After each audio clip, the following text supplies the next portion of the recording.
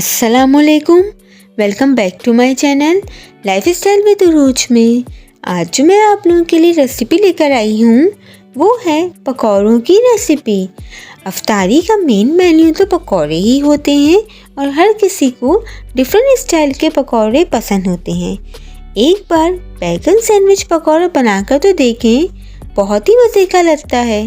चले आए बिना टाइम वेस्ट किए हुए हम अपनी रेसिपी की तरफ बढ़ते हैं।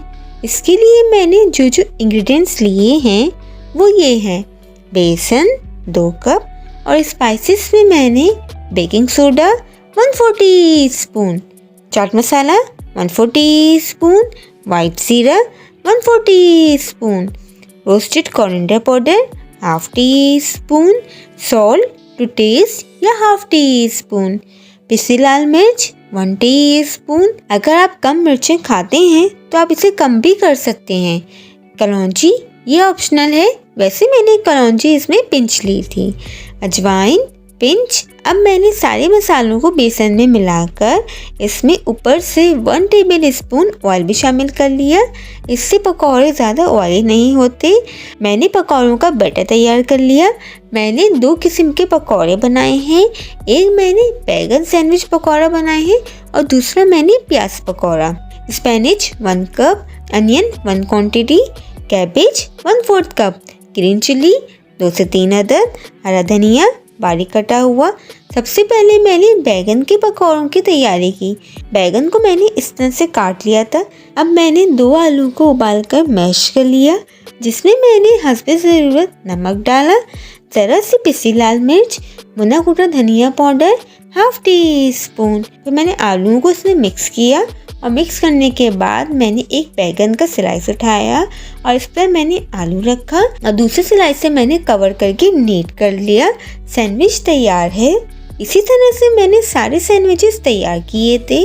दूसरी तरफ मैंने तेल को गर्म होने के लिए रख दिया और बैगन को इसमें कोट करके फ्राई करके डाल दिया।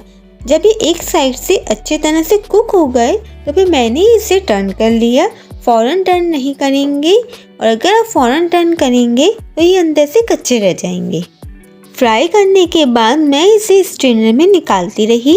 इसी तरह से मैंने बैगन के सारे सैंडविचेस तैयार कर लिए थे। ये देखिए, बैगन सैंडविच पकौड़ा तैयार है। कितना अच्छा लग रहा है। केचप और हरी चटनी के साथ सर्व करें।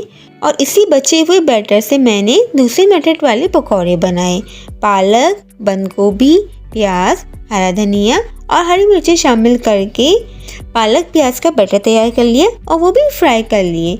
और इसी तरह से मैंने सारे पकौड़े फ्राई कर लिए और ऊपर से मैंने इस पे आमचूर पाउडर स्प्रिंकल कर दिया। आप चाहें तो आप चाट मसाला भी डाल सकते हैं। माशाल्लाह से मेरे पकौड़े तैयार हैं।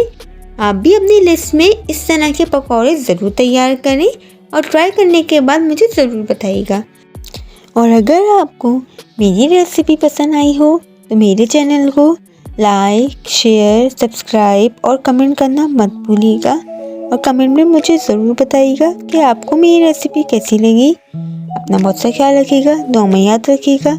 फिर मिलते हैं एक और नई रेसिपी के साथ। जब तक के लिए अल्लाह हाफिज़।